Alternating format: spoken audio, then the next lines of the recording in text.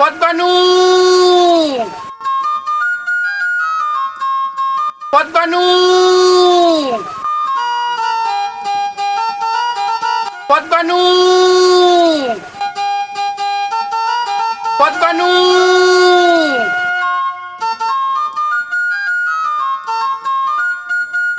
পদ্মানু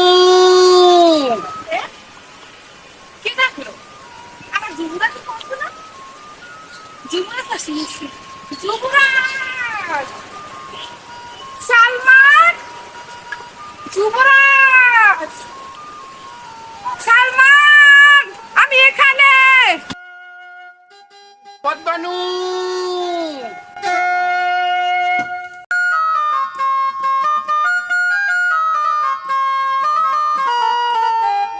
পদ্মানু যুবরাজ! সালমান! যুবরাজ! পদ্মানু উফ, আমি কি কদবানুকে পাবো না? কদবানু কি আমার ডাকে সাড়া দেবে না? কদবানু কি আমার ডাক শুনতে পায় না? কদবানু, আমি কি কদবানুকে পাবো না আজকে? কদবানুর সাথে কি আমি দেখা করতে পারবো না? যুবরাজ! কদবানু, তুমি এসেছো কদবানু? জি, আমি এসেছি। আরে সুবহানাল্লাহ, তোমারে আমি এতক্ষণ তো আমি খুঁজতে আছি, তুমি কি আমার ডাক পাও নাই সারা? আমি শুনছি যুবরাজ, আমিও তোমাকে খুঁজছি। আমি যে তোমাকে ভালোবাসি, তুমি কি হেয়ে মোটকো জানো না? তোমার না ডাকলে আমি যে পাগল হয়ে যাই, তুমি কি এটা বোঝো না? আমাদের ভালোবাসা কোনোদিন কি মহারাজ মেনে নেবে? কোনোদিনই নেবে না। নেবে নেবে নেবে নেবে নেবে কদবানু, যে কোনো কর্মী আমি আমার এই ভালোবাসা সার্থক কর্মই আমার আব্বা হুজুরের ওই আতালে আমি তোমারে নিয়ে সারমই কদবানু, তুমি চিন্তা করো না কদবানু। সত্যি বলছো যুবরাজ? সত্যি বলছি আমি কদবানু, সত্যি মেনে নেবে? সত্যি আমি যে কোনো কর্মী মানিয়ে নেওয়ার চেষ্টা কোনো ওই আতালে তোমার আমি কম। আমি তোমাকে ছাড়া বাঁচবো না যুবরাজ। আমিও তোমাকে ছাড়া বাঁচবো না কদবানু। আমি তো গোয়ালের মেয়ে, মৃত্যু গরিব ঘরে জন্ম নিয়েছি। আমাদের ভালোবাসা কি মেনে নেবে? নেবে কদবানু নেবে, যে কোনো কর্মী আমি আমার আব্বার আতালে ওই রাজ্যে তোমারে আমি প্রবেশ করাই সারমু কদবানু, তুমি চিন্তা করো না, তুমি খালি আমার হাতটা শক্ত করে ধরে রাখো কদবানু। সত্যি বলছো যুবরাজ? সত্যি বলছি কদবানু। তোমার আমার মিলন কি কোনোদিনই হবে? হবে হবে, যে কোনো কর্মী মিলন হয় সারমু কদবানু, কোনো সমস্যা নাই, তুমি কোনো চিন্তাই করো না, তুমি আসো এবার আমরা প্রেম করি দুইজনে।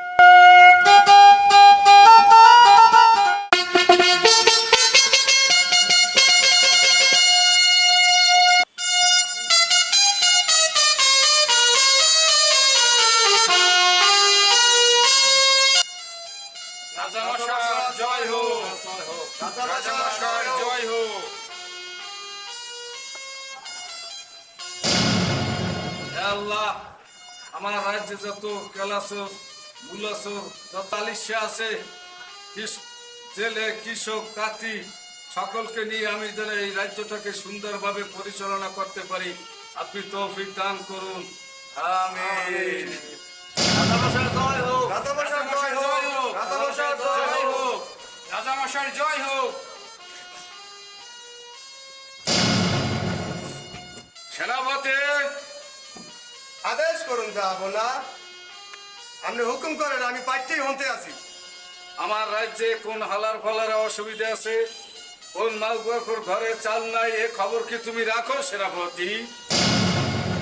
জি মহারাজ, আমি আগেও রাখছি, পিছেও রাখবো, সামনেও রাখছি, এখনো রাখতে চাইতেছি আমি।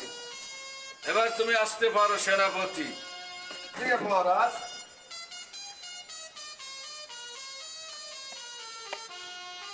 যুবরাজ, আগে আদেশ করুন আব্বা হুজুর, আপনার আদেশ চিরধার্য।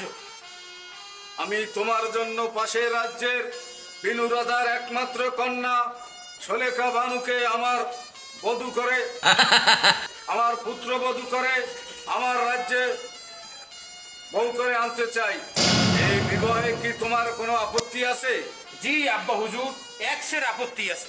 আমি চাই না এত হহালে নিজেকে বিবাহ বন্ধনে আবদ্ধ করিয়া আমি বন্দি কারাগারে বাস করি। তাহলে তুমি কি চাও বাসাধন? আমি চাই আরো কয়েকটা দিন এই রাজ্যে লাফালাফি করিয়া, হালাফালি করিয়া, শিকারি টিকারি করিয়া, তসনস করিয়া, বেরমন্ত করিয়া, সব মাইয়াকে জ্বালাই ফুরাইয়া আঙ্গার করিয়া, এর পরে আপনি যদি এই গ্রামের সব মাইয়াকে বিয়ে করতে কোন, আমি হেকেও বিয়ে করতে প্রস্তুত, কিন্তু এখন আমি পারবো না আব্বা হুজুর, এখন আমার আপত্তি আছে। খামোশ বাস্তবিক, যত বড় মুখ নয় তত বড় কথা। তোমার জন্য আমি পাশের রাজ্যের পিনু রাজার মেয়েকে আমার রাজ্যের পুত্রবধূ করে আনবো, এটাই আমার শেষ সিদ্ধান্ত। যাও, এবার তুমি আসতে পারো মন্দিরে ঘরে মন্দির।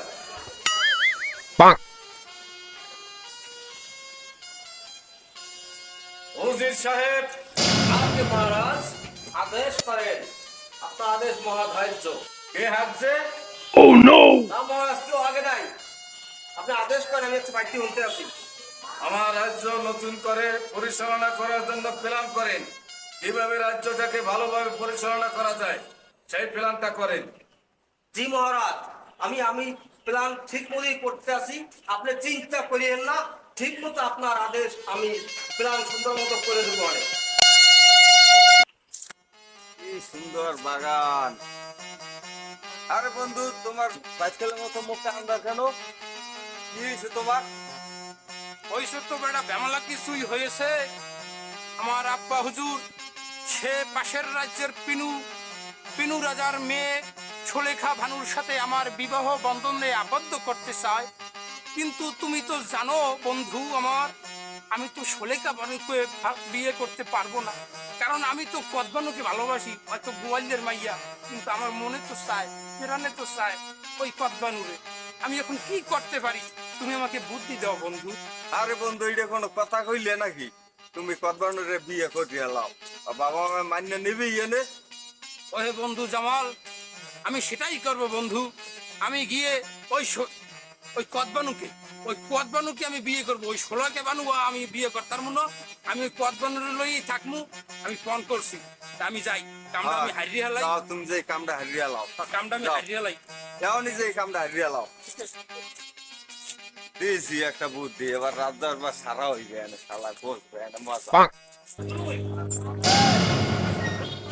দুই মাসের খাজনা তো 2 মাসের খাজনা। মাইন্ডারে ঘরে মাইন্ডারে সাথে 3 মাসের খাজনা মুখোমুখি সব।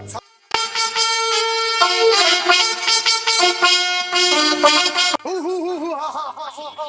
তোরা পান লবিল গেরেস্তের বধুরা, পানের চলি 2.5 টাকা বেশি লব না, তোরা পান লবিল। বধু গো চুলেরি বাহার যেমন দার্জিলিং পাহাড়, সেই পাহাড়ে বান্ধি আছেন কত বাড়ি ঘর দুয়ার, তোরা পান লবিল। বধু গো চুলেরি বাহার যেমন দার্জিলিং পাহাড়। মনের আনন্দে দেহি ভালোই গান গাইতে পারে। সেনাপতি সাহেব কি কম কর? 3 মাসের খাজনা বকেয়া, খাজনা সহ 3 মাস সহ সব টাকা দেয়।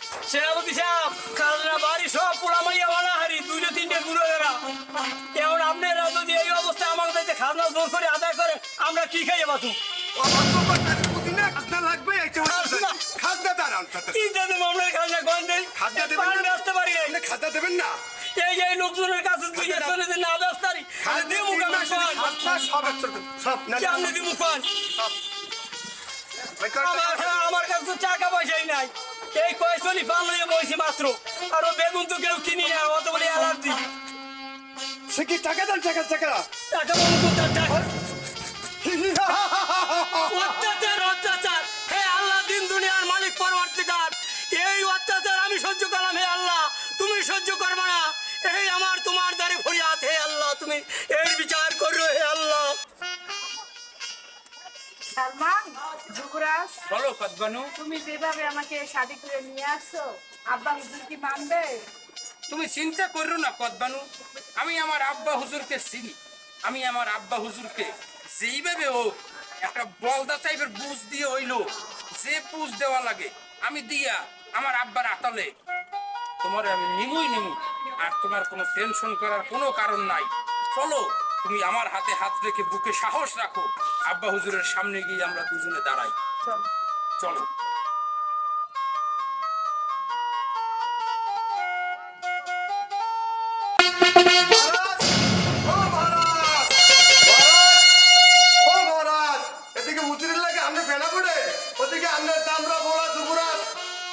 এ গোয়াইন্দার মাইয়া ও কদবানুর ভাড়ায় পাও দিয়া এ বিয়ে করে রাজ্যের দিকে হুমুম করে আসতেছে। এই বলে সেনাপতি উজির সাহেব বলদার নাম বসে না থেকে বুদ্ধি দেন কি করে যে আমার মাথা এখন ঘুরপাক করতে এস করে শান্ত হন মহারাজ, শান্ত হন।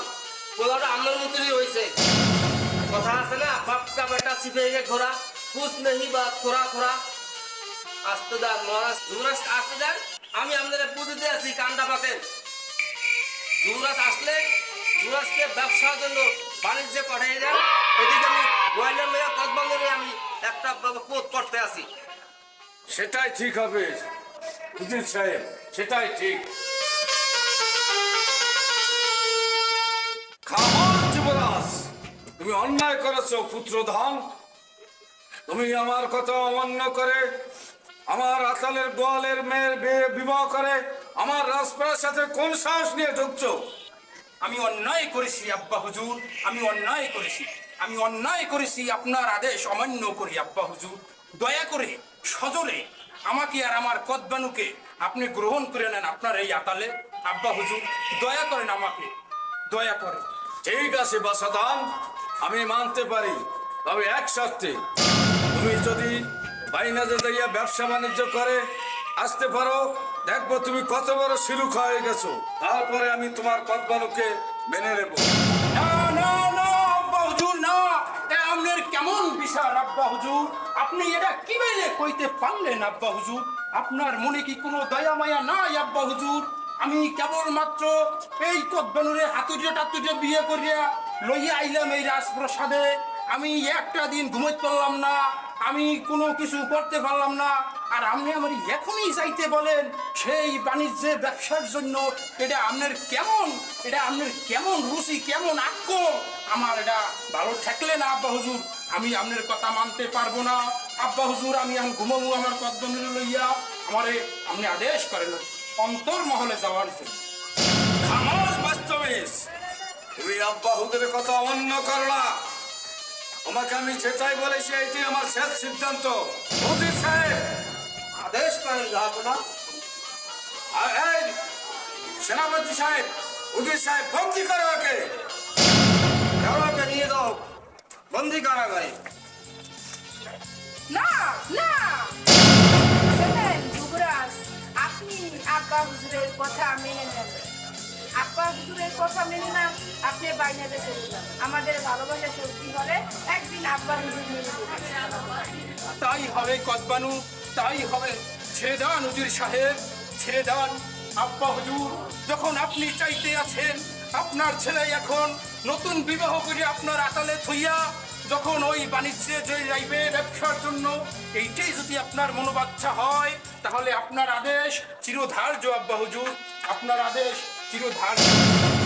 বিদায় দেন, বিদায় দেন আব্বা গো, ওহি আব্বা বিদায় দেন আমার গো, আমার আব্বা, আব্বা গো।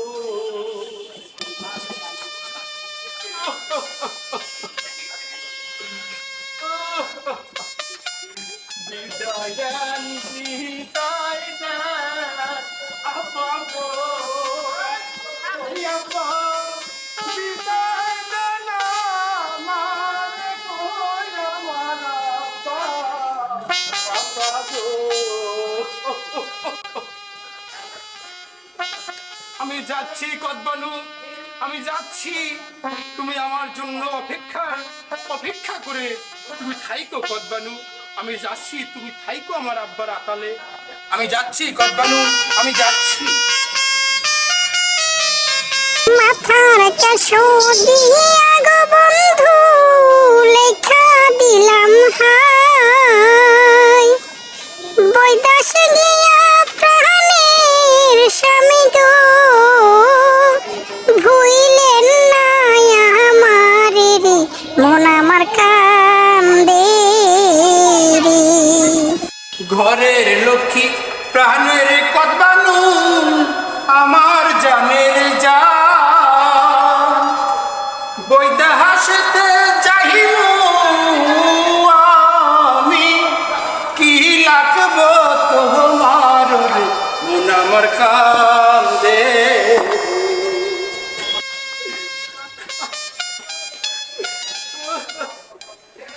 আমি যাচ্ছি কদবানু, আমি যাচ্ছি, আমি যাচ্ছি কদবানু।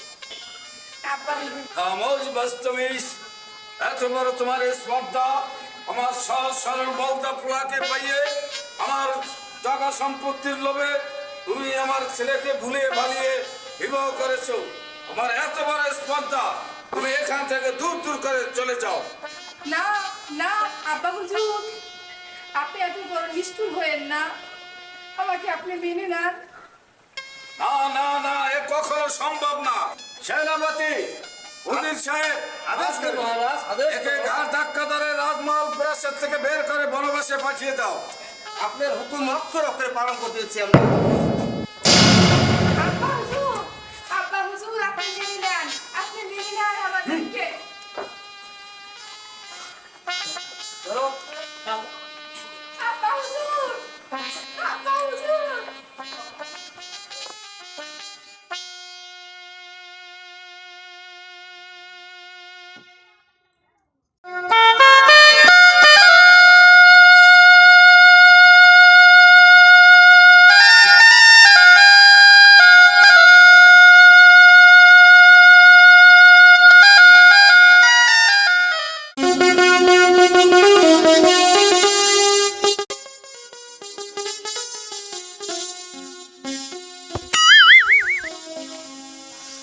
আচ্ছা, এই জায়গায় 400 টাকার কোথায় বলতে পারেন?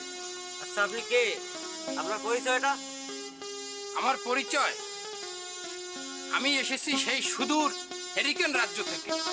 হেরিকেন রাজ্যের হর হর মহারাজার একমাত্র ধনার্ধন পুত্র সন্তান সালমান যুবরাজ ইন্টু সমান সমান ভবিষ্যৎ মহারাজা। এবার বলুন, 4 সদাগরকে আমি কোথায় পাবো? তাহলে কি তুমি ওই হেরিকান রাজ্যের যুবরাজ? আচ্ছা যুবরাজ, তুমি বসো, আমি 400 টাকা। বলো তুমি কিসের জন্য 400 টাকার কি খুঁজতেছো? আপনি 4 সদাগর আর আমি আপনার বিশ রে তুমন্য মুরন্ন নে আনে আনে বইয়ে খালি আপনি এনে বইয়ে সুদ করিয়া আপনি কথাবার্তা করবেন না, পরিচয় দিয়ে লাগবেন না ঠাস করিয়া। এখন আমি তো আইছি সেই হেরিকেন রাজ্য থেকে ব্যবসার জন্য। আমার আবার হয়েছে কি, ওই আব্বাই এই রুমের আমার আব্বা হুজুর, হে আবার আমারে কইছে তুমি ব্যবসা করিয়া যদি শিরুখা হইতে পারো তাহলে আবার তোমার বউ মানে আবার আর এক ঘটনা। আমি ওই কদবানুর লইয়ে, হ্যাঁ ঘটনা আপনারা কইছেন, খালি বারবার হপনে দেই লঙ্গি আমি আর হেন মারি। এই এখন ওই ব্যবসার জন্য আসছি, মূলত ব্যবসার জন্য আপনার কাছে। এখন যদি আপনি ব্যবসা নিয়ে আলোচনা করতেন তাহলে আমার কাছে কিছু জহরত ছিল আর কিছু মণি আর মুক্তা ছিল, এগুলো বিক্রির জন্য তাকে আমি খুঁজি। আচ্ছা যুবরাজ, আমি তো ওইসব জিনিস খুঁজতে আসি। আরে আমার ওই এই বাপদাদার আমল হইতে আমি এই ব্যবসা করি। আর এখন তো এইসব মাল পাওয়া যায় না। আগে তো আমরা পান কিনে গেলে আমার বাপদাদারা ওই বাণিজ্য যাইতে কোকাপ শহর এই আর একটা পান কিনে ডুবছে। এখন জায়গায় এটা ডুবছে এই পান কিনতে বইয়া কোকাপ শহরের কাছাকাছি। এইটা বাঁচতে বাঁচতে বাঁচতে বাঁচতে আই আমাকে এই কুয়াগাড়া আইয়া ঠেকছে।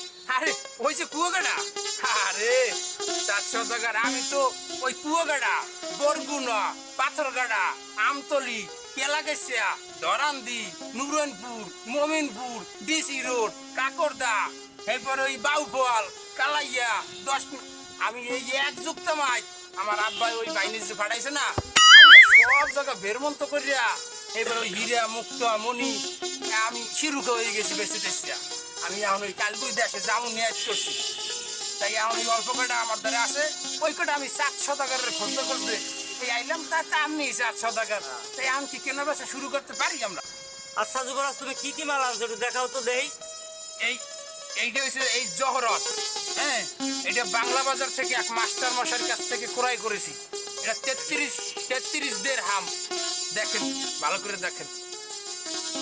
আর এই আছে যে আপনার হীরা, খুব ধার, এগুলো আমি কুয়াকাটা, নরসিংদী, এই নুরনপুর, মমিনপুর, আদমপুর এইসব জায়গা দিয়ে ক্রয় করছি। অনেক বাইক থেকে এখানে দেখি। অবশ্যই অবশ্যই।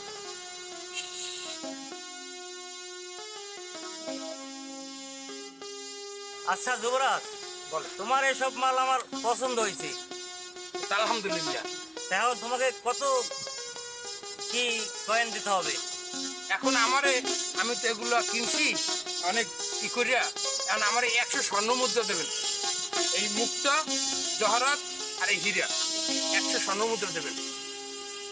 আচ্ছা যুবরাজ, দামটা তো একটু বেশি হয়ে যায়। তোমারে আমি 100 না, তোমারে আমি 80 স্বর্ণ মুদ্রা দেবো। আচ্ছা আমি আমার কদবের লেগে মন আংসাং করে আপনি দেন, এত আমি রাজি। তো এখন তো আমার সাথে সব মুদ্রা নাই, তা তো আমার এই বাংশি বোর্ডে রয়েছে। তাই এখন বানা দেন। এখন তোমাকে আমি এই 100 রিয়াল দিলাম, আর বাকিটা তোমার বোর্ডে আমি লোক দিয়ে পাঠাই দেবো। আমি এখন যাই বাবা, কাইলে এবার বেন নেকালে গায়ে গোসল দিয়া আমি এবার জলাদের মধ্যে এসে যাইয়া নিয়াত করছি, মানে পান্তাটা যে ধরবো আর কি, আমার কদবের লগে একলগে বইয়ে খাবো। তা আমি আর উঠি। আসসালামু আলাইকুম। যাও, আমি তোমার দোয়া করি তুমি তোমার কদবের জায়গা সুখে শান্তিতে করবে। যাও। ঠিক আছে ঠিক আছে ঠিক আছে। আচ্ছা। আব্বা হুজুর, আব্বা হুজুর, কদবানু, কদবানু, আব্বা হুজুর, আমার কদবানু কোথায় আব্বা হুজুর? আমি তো বিদেশ থেকে বাণিজ্য করে এসে পড়েছি শিরুকা হই আব্বা হুজুর। আমি অনেক ধন রত্ন জোগাড় করে এনেছি আব্বা হুজুর। আপনি আমার কদবানুকে কোথায় রেখেছেন আব্বা হুজুর? আমি আমার কদবানুর ঘুমাবো কতদিন হয়েছে, আমি খালি এখনো হপরে দেয়, কিন্তু আমি পরে কতদিন হয়েছে ধরি নিয়া। আব্বা হুজুর কোথায় আমার কদবানু কোথায় উজির সাহেব? আমার কদবানু কোথায় সেনাপতি? আমার কদবানু কোথায় আব্বা হুজুর? বলুন বলুন আব্বা হুজুর বলুন। খামোশ বাস্তবিস, বলদা বলদা, তোমার কদবানু দুশ্চরিত্রহীন, সে আমার রাজ্যের কৃতদাসের সাথে পালিয়ে গিয়েছে। কোথায় গিয়েছে আমি কিছুই জানি না। না না না না না না আব্বা হুজুর, আমি কোনো কর্মী আপনার এই কথা মানতে পারতে আসছি না আব্বা হুজুর।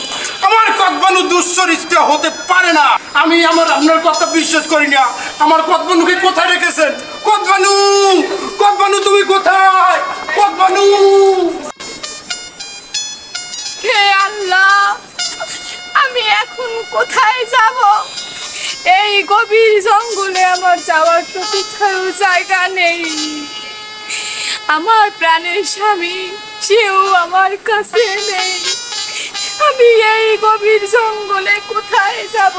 কার কাছে যাব? কে আমাকে একটু আশ্রয় দেবে? হে আল্লাহ, আপনি আমাকে রক্ষা করুন, আমার মান সম্মান ইজ্জত রক্ষা করুন।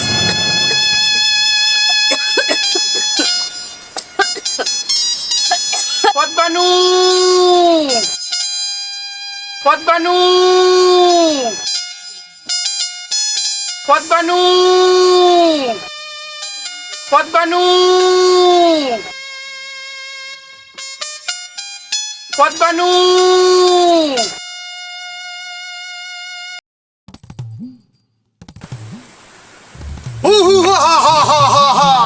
চলে বলে জলে জঙ্গলে যেখানেই থাকিস না কেন, তোকে আমি মনের প্রাণে ভালোবাসি। তুই গোয়াল্লার জি, তোর বাপে বেঁচে দুধ, আর তুই রাজার পোলা যুবরাজের সাথে তুই তাকে ভুলাইয়া ভালাইয়া মনে করি তারে বিয়ে করে তুই রাজপ্রাসাদে এসেছো। আজ তোকে আমি এখন বস্ত্র হরণ করবো। হু হু হা হা হা হা হা হা হা হা। এত নিষ্ঠুর হয়ে না সেনাপতি, এত নিষ্ঠুর হয়ে না, একটু দয়া করো আমাকে। আমার মনে কোনো দয়া মায়া কিছুই নাই। তোমাকে আমি এখন বস্ত্র হরণ করবই করব।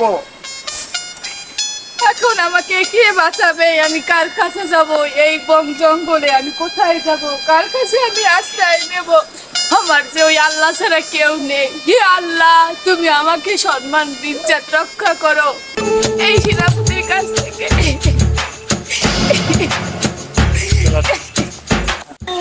কদবানু, কদবানু, কদবানু, সেনাপতি কদবানু, তুমি এখানে? তুমি এসেছো যুবরাজ? আমি এসেছি। দেখো, ওই সেনাপতি আমাকে প্রাণে মারার হুমকি দিয়েছে। তুমি ওকে মারো। তুমি সেনাপতি, আমাকে বাঁচাও। সেনাপতি, তোর এত বড় স্পর্ধা, তুই আমার কদবানুর দিকে হাত বাড়িয়েছিস। তোর ওই হাত আমি কেটে ফেলবো সেনাপতি, কেটে ফেলবো। যুদ্ধ হবে তোর সাথে এবার।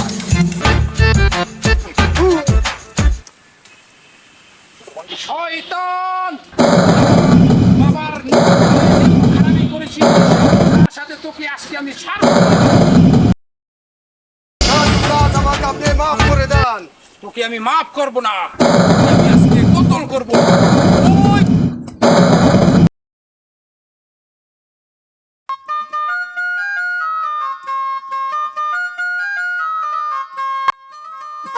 পদ্মানু, পদ্মানু, আমরা রাজপ্রাসাদে চলি।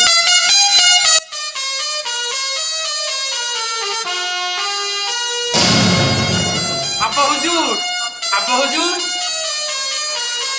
আমি আমি আপনার পুত্রবধূ পদ্মানুকে নিয়ে এসেছি আব্বা হুজুর। পদ্মানু আমাকে সব বলছে আব্বা হুজুর। আপনারা ওর সাথে অনেক অন্যায় করেছেন, অত্যাচার করেছেন। আপনি জানেন আব্বা হুজুর, আপনি জানেন না সেনাপতি তাকে বন্দি করে রেখেছে ওই সেই দূর প্রবাসে। আমি তাকে উদ্ধার করে এনেছি। সেনাপতি আপনার পুত্রকে কতল করার জন্য আক্রমণ করেছিল। আমি আমি আপনার পুত্র আমার সাথে ওই পারে কোনো বিলে আমি ওকে কতল করে দিয়েছি।